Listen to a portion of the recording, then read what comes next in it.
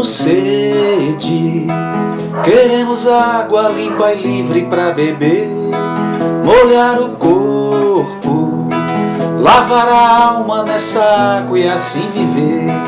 Nós temos sede, queremos água limpa e livre para beber, molhar o corpo, lavar a alma nessa água e assim viver. Pois é, assim é que o nosso povo exige, quer, espera que tenha sempre a água para todas as suas necessidades. Mas na parte anterior da nossa conversa, você dizia que parece que tem gente, são principalmente os empresários, que só acham que riqueza é quando qualquer coisa vira mercadoria, né?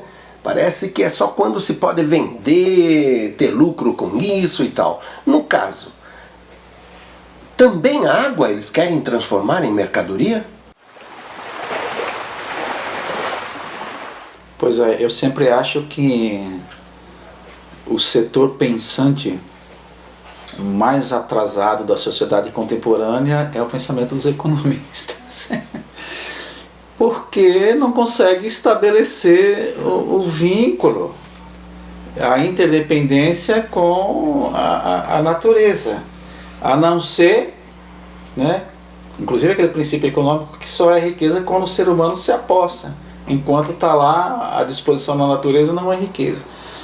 Mas você não tem agricultura sem água, você não tem processo industrial sem água, você não tem vida humana sem água, você não tem a vida dos animais sem a água, e a água, inclusive, não só que está no rio, que está na superfície, que está no subsolo, mas a água que está no ambiente. Nós estamos aqui em Brasília, esses dias eu sempre passo mal quando eu venho aqui, só que não tem mais umidade no ar, falta água no ar, né? E quando tinha o cerrado não era assim, o cerrado ajudava a fazer a umidade aqui. Então realmente o poder econômico, quando ele se refere à questão da água, ele é cego, em relação a muitas outras coisas, mas em relação à água, porque ela é um fator econômico não só quando você está instrumentalizando a água na economia, ela é um fator que possibilita que a atividade econômica exista e sobretudo a vida exista, né? E a convivência social exista. Então os processos chamados de privatização e mercantilização da água, embora tenha aquela racionalidade econômica de ganhar dinheiro com isso, do ponto de vista do conjunto da vida humana e do conjunto da vida no planeta, é uma estupidez total, né? Então, nesse sentido, podem também eles usar, quando eles falam de que a água é pouca e que tem inclusive falta de água, e então é preciso cuidar mais, e eles saberiam cuidar mais, por quê? Porque eles têm o cuidado com a sua própria mercadoria. Tem a ver também isso, quer dizer, na verdade, pode ser isso usado para poder comercializar ainda mais e até aumentar os preços da própria água? Então, é complicado você dizer que a água é escassa num planeta que 70% da sua superfície é coberta por água. Aí vai dizer, não, mas essa água é salgada, a água doce é apenas 2,4%. Mas essas pessoas parecem ignorar que você tem milhões de vidas que dependem das águas salgadas. E sobretudo você ignora que o ciclo das águas se origina nos oceanos, nas águas salgadas. É o ciclo das águas que evapora essas águas com um milagre que não leva o sal junto. Então a água salgada é transformada em água doce pelo processo de evaporação dos oceanos. E a água doce, o planeta até hoje, você sempre teve água para todas as vidas que existem, que dependem da água doce, das florestas, dos animais, dos seres humanos. Por que de repente se decreta a escassez de água? Não é a natureza que decretou a escassez da água, né? O que você tem aí é um processo primeiro de destruição dos mananciais, eliminação de rios, de aquíferos, de lagoas, tal, e também a chamada escassez qualitativa, que é você depredar os mananciais. Eles estão diante dos teus olhos. O que é o Rio Tietê em São Paulo? O que é o Rio Pinheiros em São Paulo? Você não tem água? Tem, ela tá ali, né? Mas é uma água absolutamente inutilizada para diversos usos, porque aquela água foi totalmente depredada pelo contexto da poluição. Então, se tem uma escassez, é uma escassez gerada pela ação humana, né, que está depredando os mananciais, tanto do ponto de vista quantitativo, como do ponto de vista qualitativo. E agora o processo de privatização. O mercado diz, bom, se você privatizar a água, o controle, a precificação da água, você dá um valor econômico para a água, isso vai fazer com que as pessoas pensem duas vezes em desperdiçar água, não é? Mas, como tudo no mercado, tem acesso àquele bem quem tem recurso. Assim é na saúde, assim é na educação, assim é para comprar no supermercado. Quando você estabelece o controle da água pela via do mercado, pela via do preço e do custo, o que você vai fazer é excluir pessoas que não têm poder aquisitivo de comprar a sua água. Então resolve para o mercado, mas não resolve para a população em geral, né? E não resolve sobretudo para os seres vivos que dependem dessa água limpa e cristalina que está circulando e que estava próxima. Hoje se fala aí na eliminação de mais de 1.200 rios só no São Francisco, dos afluentes. Mas isso é pequeno, não, é isso que está matando a calha central do São Francisco, porque os afluentes não existem mais, e aquelas populações que dependiam desses rios, que passavam perto de suas casas, já não tem mais essa água à sua disposição. Eu lembro sempre daquele poema do Fernando Pessoa, não lembro bem como que é, mas é qualquer coisa desse tipo assim: o rio mais importante do mundo é o rio da minha aldeia, não é? Porque é aquele rio que eu tenho acesso, é aquele rio que eu tô perto dele.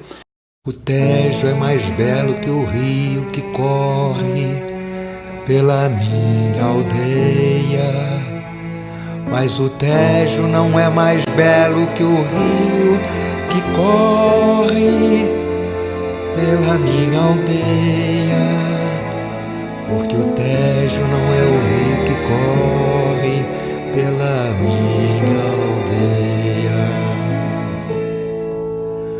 O Tejo tem grandes navios e navega nele ainda, para aqueles que veem tudo o que lá não está. A memória das naus. O Tejo desce de Espanha e entra no mar em Portugal. Toda a gente sabe isso, mas poucos sabem qual é o rio da minha aldeia e para onde ele vai e de onde ele vem. E por isso, porque pertence a menos gente, é mais livre e maior o rio da minha aldeia. Pelo Tejo vai-se para o mundo, além do Tejo a América, e a fortuna daqueles que a encontram. Ninguém nunca pensou no que há para além do rio da minha aldeia. O rio da minha aldeia não faz pensar em nada. Quem está ao pé dele está só ao pé dele. O rio.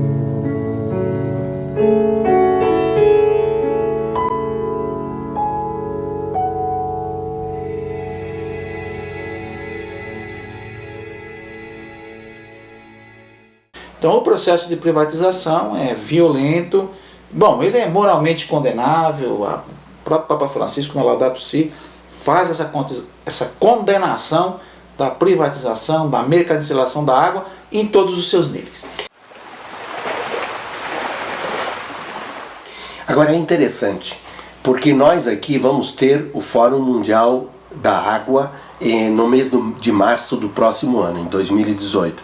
E é uma promoção mundial feita por um tal de Conselho Mundial da Água, que engana todo mundo, porque o pessoal fica achando, isso deve ser da ONU, deve ser um encontro como aquele do clima. É nada. Esse conselho foi criado pelas grandes corporações internacionais, pelas grandes empresas que já são donas de mananciais de água e principalmente são empresas que ficaram defendendo essa ideia e conseguindo a privatização dos serviços de água e esgotos em cidades. Mas eu quero até dialogar com você e provocar, porque na verdade nós temos notícias de que, por exemplo, o país que mais propôs isso, que foi a França, e tem as suas empresas, principalmente ali em Paris, uma delas está aqui no Brasil, que é a Suez, que é uma das chefas desse processo de privatização. Na verdade, Paris voltou a municipalizar a água, a reestatizar a água. Berlim, na Alemanha também, e só na França são mais de 60 municípios que voltaram a dar um caráter público à água. Então, nós vamos ter, junto com esse Fórum Mundial da Água, nós, das entidades, dos movimentos sociais, das igrejas, estamos organizando um Fórum Alternativo Mundial da Água. Por quê? Porque nós queremos apresentar a outra visão em relação à água. Nós queremos defender a água como um bem comum, como um direito de todos os seres vivos e nosso, no caso também seres humanos, e também nós queremos que ele seja público, que ele tenha uma gestão, portanto, pública, não necessariamente estatal. Tem que ser público, significa da responsabilidade estatal com a participação da sociedade. Como é que você vê isso? O Ricardo Petrella, que é um dos críticos desse processo da privatização da água, ele chama isso do Fórum Mundial da Oligarquia da Água. É isso. É um grupo de empresas oligárquicas e elas trouxeram... Nós dois fizemos a crítica a esse discurso, né, no livro do Bendita Água, que é publicado pelas Paulinas, pela Cartas, depois na própria campanha da Fraternidade de 2004. Eles trouxeram uma nova narrativa, foram eles que trouxeram o valor econômico da água, a privatização da água como solução, colocar preço na água para você ter controle econômico. Claro, tudo por trás disso estava toda uma ambição econômica que deu errado, né? E se a gente falar na Bolívia, teve uma guerra. E foi em torno da guerra da água que surgiu a figura do Evo Morales. E se transformou num poder político aquilo. A reação foi tamanha, né? A privatização da água em Cochabamba, que se transformou num partido político na chegada do poder. E nós na CPT, lembra, nós chamamos isso de hidronegócio, né? Um negócio da água, que se dá em vários níveis. Pode ser a privatização do serviço de água, mas é água engarrafada, não é? Água exportada, não água exportada nos bens produzidos, é aquele aquífero que a cervejaria toma de conta para ela, que a indústria da Coca-Cola, do refrigerante, toma de conta para pegar aquela água, que é a melhor água para o seu refrigerante, ou a água engarrafada da Nestlé na região de Minas ali, das águas, ou alguém que se apropria de uma água, de uma fonte de água, porque aquela água é mineral. Estamos atrás em Mossoró, as empresas querem a água mais profunda para o processo de irrigação, já estão no processo do subsolo. Aí bota um poço e começa a extrair e vai irrigar o seu melão, sei lá o que, uma tal da água que muita gente chama de água virtual, né? Que é água embutida nesses produtos todos. Eu pessoalmente não gosto muito dessa expressão água virtual, porque essa água é muito real. É uma água embutida no produto, né? Então eles vão em toda possibilidade, onde você pode ter um ganho. E eu lembro dessa reflexão. Eu acho que uma garrafinha hoje aí de 200 ml, 250 ml ou 500 ml de água, você não acha por menos de R$2. Se você for comparar, 1 litro de água que a empresa às vezes não teve... A única dificuldade foi pegar essa água do subsolo e engarrafar, vale mais do que 1 litro de gasolina. Então nós temos um processo de privatização sério, mas só que é contestado no mundo inteiro, né? Os serviços de água ficaram caros, os serviços de água e esgoto ficaram muito caros, a população não tinha mais acesso, e os países civilizados voltaram atrás, né? Essa coisa só avança em países onde essas empresas mandam nos governos. E chegam e impõem para os governos e contratam, e aí vem o suborno, vem a corrupção, vem tudo, né? E se impõe o interesse da empresa acima dos interesses da população. Por isso, concluindo essa parte, né, nós podemos dizer que nós estamos dentro desse processo de formação e, ao mesmo tempo, nós estamos tendo a oportunidade de ir nos preparando para esse enfrentamento do Fórum Mundial da Água, participando, então, de alguma maneira, seja em Brasília, onde se vai realizar a mobilização, seja fazendo mobilizações nas diferentes regiões do país, certo? Nós precisamos defender a água como um bem de todos, um bem comum. A água é da terra.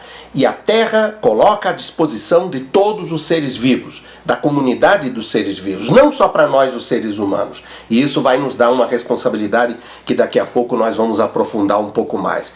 Então, vamos nos preparar, por quê? Porque, infelizmente, nós estamos num país em que temos um desgoverno montado a partir, inclusive, de justificativas golpistas, certo? E que, por outro lado, retoma toda a tradição oligárquica e colonial. E por isso mesmo, os próprios organismos do governo estão assumindo o apoio, e até com recursos, para realizar esse Fórum Mundial das Corporações, certo? E nós precisamos então ir para a rua e colocar a perspectiva de denúncia de que o que eles estão procurando ali não é o bem da vida e o bem de todas as pessoas. O que eles estão procurando é o bem deles, é o venha para nós só, é o enriquecimento ainda maior utilizando a água como mercadoria.